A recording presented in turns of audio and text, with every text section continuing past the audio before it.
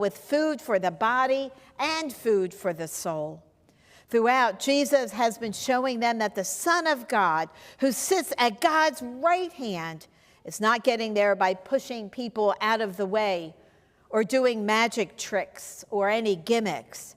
Jesus is showing through his words and actions that being a servant is where God's power lies.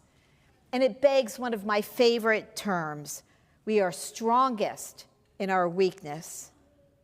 When it looks like the answer would be to be strong, to wield power and authority over another, Jesus tells us that God's strength comes in the form of quiet servitude. God's strength comes in the form of helping one another, lifting one another up, rather than tearing one another down. Do you ever think of your Facebook posts? What does that say? Jesus tells us that God doesn't use shiny catchphrases like new and improved or be the greatest, or if you want to be the greatest, then you need to work for it. No.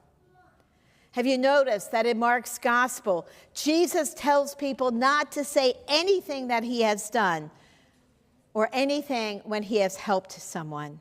And I would suggest to you that it is because God's people and God's ministry of caring for one another, for sacrificing for one another, for lifting each other up, is not always sexy and it's not always popular. Doing God's work can at times bring reward or even public recognition. That is not why we do it. We do it because of what God has first done for us.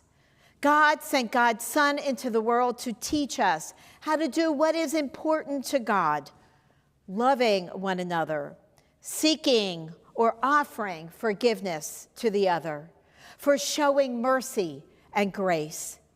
Many times these ministries are done in the quiet of the community, and they come about through prayer and conversation with God and with our siblings in Christ.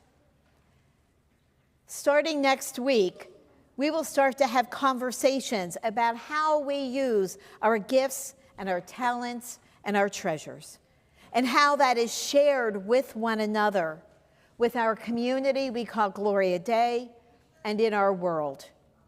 I encourage you this week to be in prayer about how you